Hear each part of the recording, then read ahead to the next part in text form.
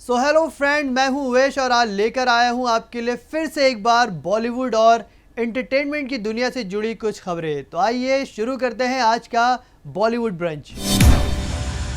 आज film industry की एक बेहतरीन अदाकारा रानी मुखर्जी का जन्मदिन है। तो आइए आज बात करते हैं रानी मुखर्जी की जिंदगी से जुड़े कुछ पहलुओं पर। रानी मुखर्जी का जन्म मुंबई में 21 मार्च 1978 को एक बंगाली परिवार में हुआ था।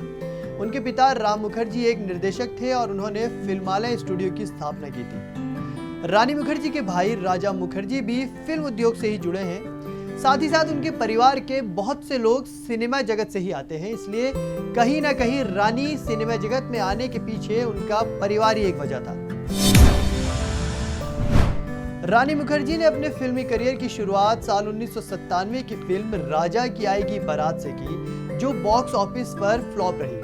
पर इस फिल्म में जिस तरह से रानी मुखर्जी ने एक बेसहारा लड़की के किरदार को पर्दे पर उतारा था, वो कमाल का था। इसके बाद 1998 में आई फिल्म गुलाम।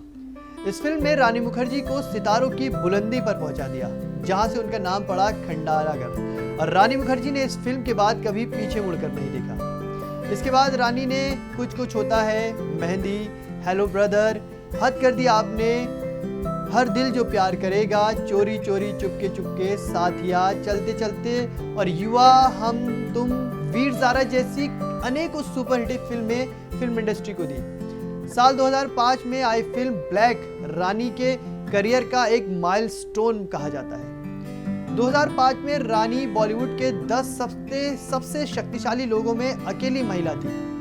रानी ही एक ऐसी अभिनेत्री है जिन्हें फिल्म फेयर में 3 साल लगातार बेस्ट एक्ट्रेस का खिताब मिला। तो आज देते हैं रानी मुखर्जी को उनके जन्मदिन की शुभकामनाएं और फिल्मों से चलते हैं राजनीति की तरफ। आजकल फिल्मी दुनिया के लोगों का या फिर टीवी से जुड़े कलाकारों का राजनीति में कूदना एक आम बात हो गया है। अभी कुछ दिनों पहले ही मिथुन दा, फिल्म इंडस्ट्री के मिथुन दा ने अपनी बीजेपी का दामन पकड़ा था कि अचानक टीवी सीरियल के सबसे पहले राम यानी अरुण गोविल भी बीजेपी में शामिल हो गए। अरुण गोविल के बीजेपी में शामिल होने के साथ ही उन्होंने अपने साथी कलाकारों की प्रथा को ही निभाया है। तो आइए आपको बताते हैं इससे पहले और कौन कौन से रामायण और महाभारत के किरदारों ने राजनीति में अपने हाथ आजमाए हैं। रामायण के रावण का किरदार निभाकर उसे अमर करने वाले अरविंद त्रिवेदी ने 250 से ज्यादा फिल्मों में भी काम किया है।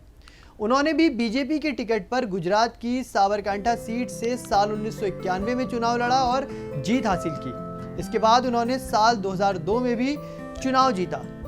अगर सीता के किरदार का जिक्र करें और रामायण की सीता यानी दीपिका चिखलिया का चेहरा सामने ना आए, ऐसा तो हो नहीं सकता। उन्होंने भी 1991 में लोकसभा चुनाव में बीजेपी से ही चुनाव लड़ा और जीत हासिल की थी। रामायण में सीता बनी दीपिका गुजरात की वडोदरा सीट से चुनाव जीतकर संसद पहुंची थी।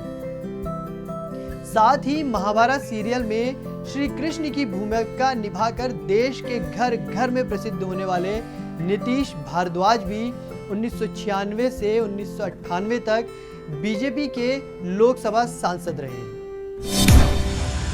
तो ये थी आज की बॉलीवुड और एंटरटेनमेंट से जुड़ी कुछ खास खबरें। हम ऐसी ही अलग अलग बॉलीवुड और एंटरटेनमेंट की खबरें आपके लिए लाते रहेंगे।